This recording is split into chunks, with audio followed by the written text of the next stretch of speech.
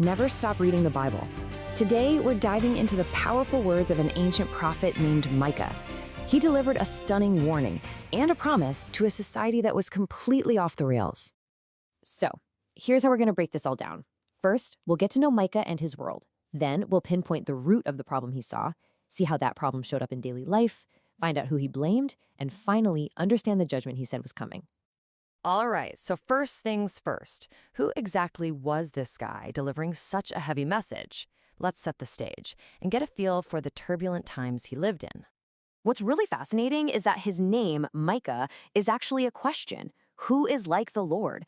It's like his whole message is framed by that challenge to a world that was looking for answers in all the wrong places. And Micah wasn't some lone voice crying out in the wilderness. Not at all. He was part of this powerhouse generation of prophets. You probably recognize some of these names: Isaiah, Hosea, Jonah. They were all speaking out during this really critical time in Israel's history. So that brings us to the core of it. What exactly was the problem? What was Micah's diagnosis for this sick society?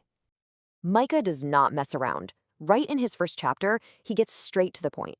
For him, every single bit of social injustice and corruption boiled down to one deep spiritual sickness. The people had walked away from God to worship idols. And this spiritual decay wasn't just some vague concept. It had real, tangible, and painful symptoms that were absolutely tearing their society apart at the seams. Micah draws a straight line from one to the other. Once you lose the fear of God, any sense of restraint just goes out the window. He describes the powerful lying awake at night, literally scheming about how to steal land and homes from people who couldn't fight back. Their new gods were greed and power. I mean, just look at the contrast here.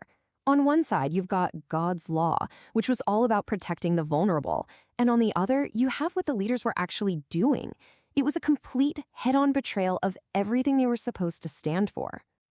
Now, Micah doesn't just talk in generalities. He's not just shaking his fist at the system.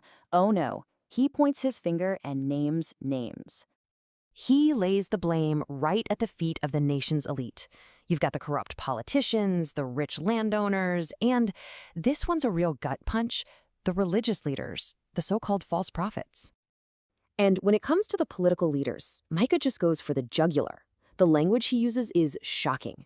He accuses them of hating good and loving evil, of being like cannibals who tear the flesh from his people's bones. He's saying their failure wasn't just simple corruption, it was predatory. And the prophets? They were no better. Instead of speaking truth to power, they were basically prophets for hire. If you paid them, they'd tell you exactly what you wanted to hear. Peace, prosperity, everything's fine. They were accomplices in the whole rotten system. So, you've got the disease, you've seen the symptoms, and you know who's responsible. Where does that leave you? For Micah, the conclusion was inescapable. A verdict was about to be handed down. His case for judgment really rested on two pillars. First, the very foundation of their society, justice, was being deliberately destroyed from the top down. And second, the spiritual heart of the nation had been ripped out and replaced with the worship of money and power. They had cut themselves off from their moral source. So when you put those two things together, what other outcome could there be? In Micah's view, judgment wasn't just God getting angry. It was a necessary consequence, like a painful but essential surgery, to remove the cancer so the nation could ever hope to be healthy again. And that really leaves us with a heavy question, doesn't it? It's a question that's just as powerful today as it was 2,700 years ago. When leaders fail and justice is for sale, what is a society's fate? This explainer was brought to you by the Center Studio.